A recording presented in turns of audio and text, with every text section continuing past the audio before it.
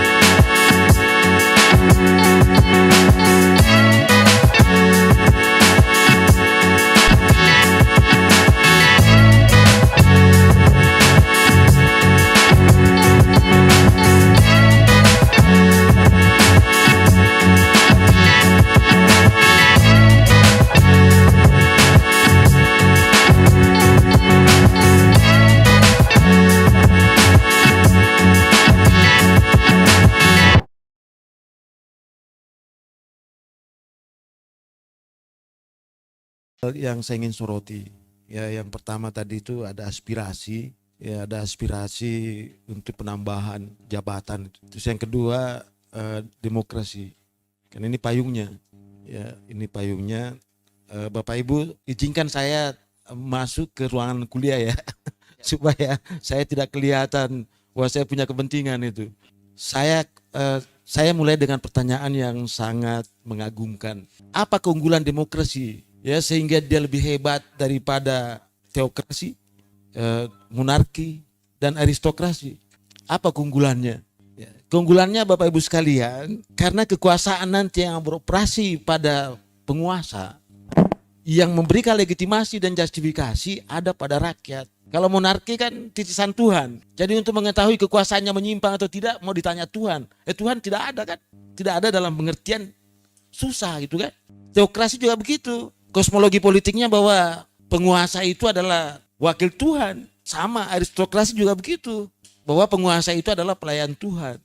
Nah yang menarik, demokrasi itu suara Tuhan. Dan suara Tuhan itu rakyat. Jadi keunggulan demokrasi adalah, monarki kan ada rakyat juga Pak. Teokrasi juga ada rakyat. Aristokrasi juga ada rakyat. Tapi tidak berdaulat. Nah yang menarik ini, ada satu bentuk pemerintahan namanya demokratein. Banyak orang memerintah orang banyak. Tapi rakyat yang berdaulat. Artinya apa? Kalau you berkuasa, hati-hati.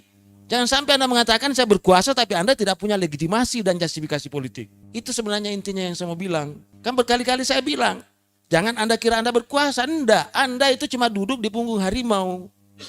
Dan hanya menghitung waktu, Anda digigit. Anda dijungkalkan. Saya mau bertarung. Itu yang pertama. Sulit membayangkan demokrasi tanpa pemilu. Absurd. Gitu.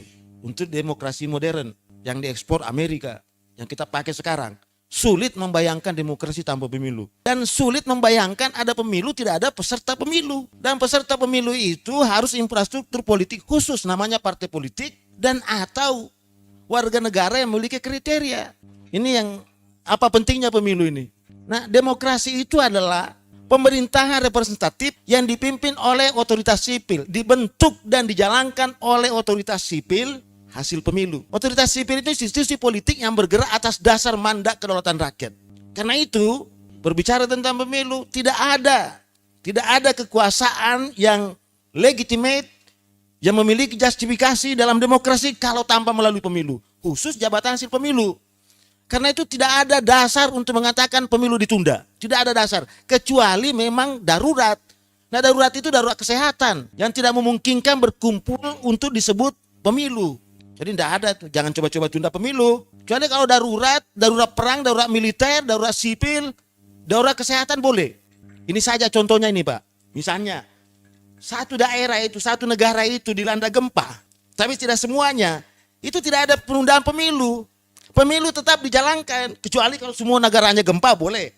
Tapi kalau hanya sebagian, itu masuk kategori pemilu susulan. Betapa pentingnya itu pemilu itu. Yang saya mau katakan adalah setiap pejabat yang menjabat jabatan politik hasil pemilu tidak melalui pemilu itu haram hukumnya. Tidak absah itu. Itu bisa dijatuhkan itu. Itu aja. Ini ilmu. Anda mengatakan Pak Mulyadi itu kan undang-undang, konstitusi. Iya, saya baca. Itu ada dalam undang, ada konstitusi. Tapi kebenaran sains yang saya miliki tidak bisa diuji oleh undang-undang. Enak aja loh. Kebenaran sains yang saya pelajari tidak bisa diuji. Hanya bisa diruntuhkan oleh teori itu sendiri. Berdasarkan masukan praktek. Siapa yang bilang partai boleh mencalonkan kader partai lain? Dalam ilmu sains yang saya miliki. Siapa? Itu kan cuma akal-akalan saja. Ada partai politik mencalonkan kader partai lain. Itu aneh itu. Dalam dunia politik. Dalam dunia teori tidak ada. Dalam prakteknya ada, tetapi aneh. Ya aja dia bilang koalisi itu. Itu bukan koalisi, itu adalah persekongkolan jahat. Itu adalah kumpul kebo dalam ilmu saya. Ya kalau ilmu lain Pak silakan saja. Tapi dalam ilmu politik itu persekongkolan jahat. Koalisi itu adanya di akhir pemilu, bukan di awal. Kenapa tadi saya katakan? Demokrasi adalah sistem pemerintahan representatif. Karena itu peserta yang menang dalam pemilu harus mengantongi suara representatif minimal. Itulah sebabnya kita kenal namanya parliamentary threshold. Itulah kita kenal namanya presidential threshold. Untuk apa? Untuk mengatakan bahwa yang memimpin kita representatif. Gitu. Tapi bagaimana dengan partai politik yang menggunakan PT itu tadi? Itu penyalahgunaan Pak.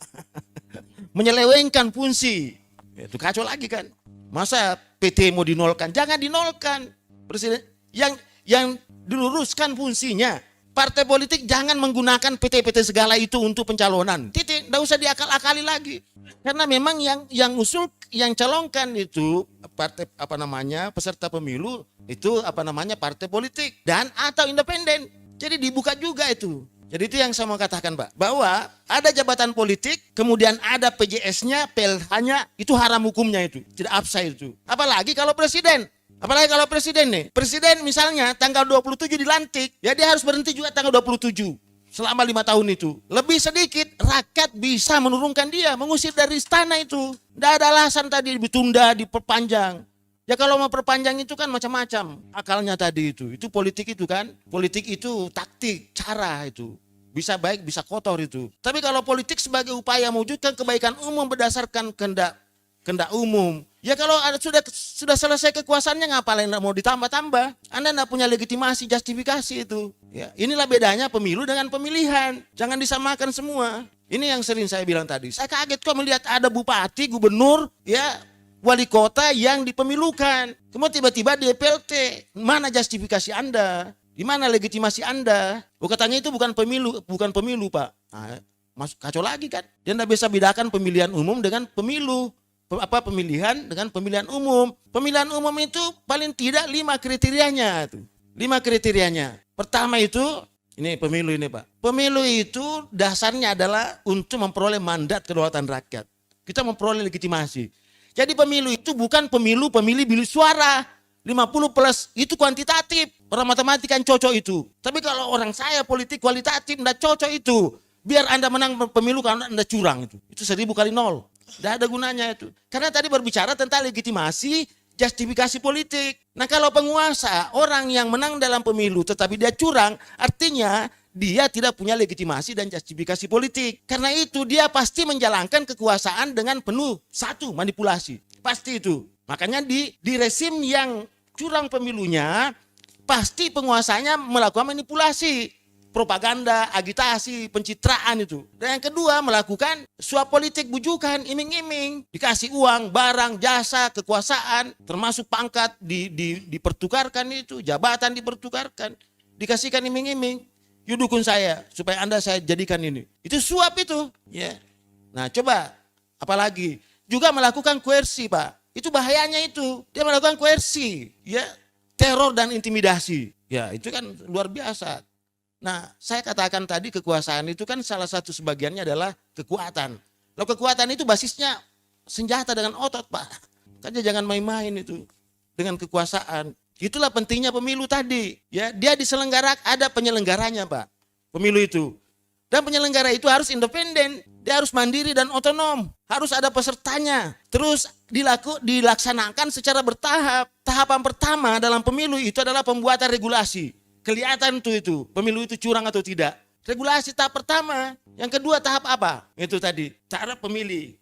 Pendaftaran pemilih dulu. Ya, kalau DPT-nya daftar pemilih tuyul, daftar pemilih setan, DPS katanya daftar pemilih sementara, tapi sementara isinya setan semua. Katanya daftar DPT, daftar pemilu tetap, tapi isinya tuyul, iya kan?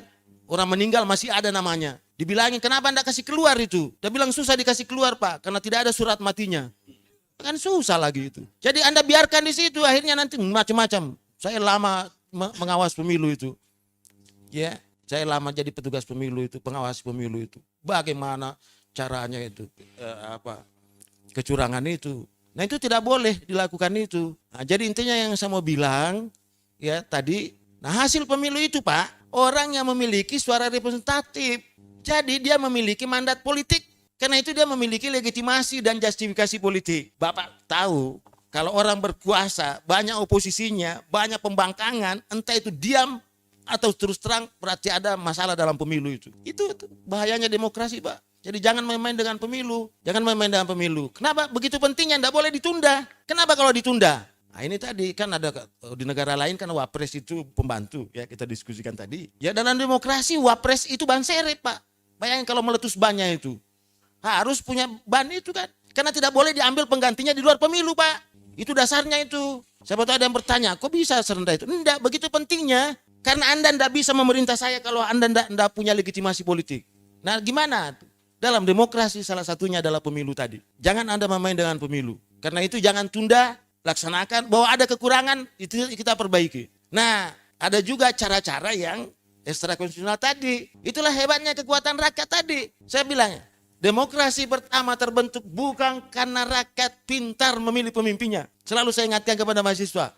Sejarah pertama demokrasi lahir bukan karena rakyat pintar memilih pemimpinnya. Justru demokrasi lahir karena rakyat marah sama penguasanya. Despotis itu. Itulah people power yang pertama itu. Jadi bukan Tuhan yang turunkan, dia penguasa itu. Rakyat sendiri yang turun itu. Dan itu sejarah konstitusi. Makna orisinilnya konstitusi itu adalah hak rakyat untuk memenggal kepala raja. Baru sekarang kita perbaiki itu pengertiannya. Konstitusi adalah kesepakatan itu, kontrak politik itu. Baru itu, Pak. Itu bahayanya demokrasi itu, ya. Karena jangan sampai yang bermain adalah ekstra konstitusional tadi. Saya kira itu, Pak. Jadi intinya adalah tidak ada dasar untuk menunda pemilu, tidak ada dasar untuk menambah jabatan politik itu tadi tanpa pemilu, tidak ada itu. Karena itu saya katakan semua jabatan politik yang diganti, entah itu gubernur, entah itu bupati, entah itu tidak absah itu secara politik. Tapi kalau dia mengatakan itu kan hukum Pak, iya kamu yang bilang. Tapi sebagai orang politik saya tidak percaya itu. Ya, Anda tidak punya justifikasi dan legitimasi itu. Artinya Anda bermain-main dengan kekuasaan itu. Karena mungkin Anda kuat saja.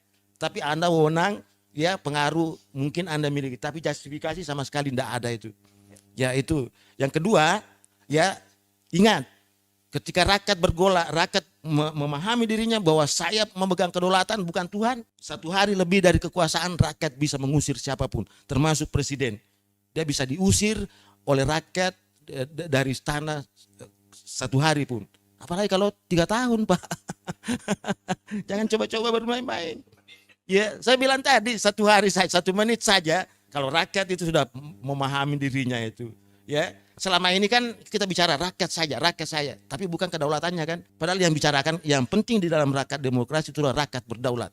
Dan salah satu bentuk rakyat itu berdaulat ketika dia mampu memenggal kepala raja. Dan atau ketika rakyat itu bisa menurunkan paksa penguasanya yang tidak beres. Terakhir, ada dua jenis kekuasaan, Pak. Ada power over, ada power proper. Ini power over yang tidak disukai. Dan ini pula lain mati banyak politisi, banyak pejabat.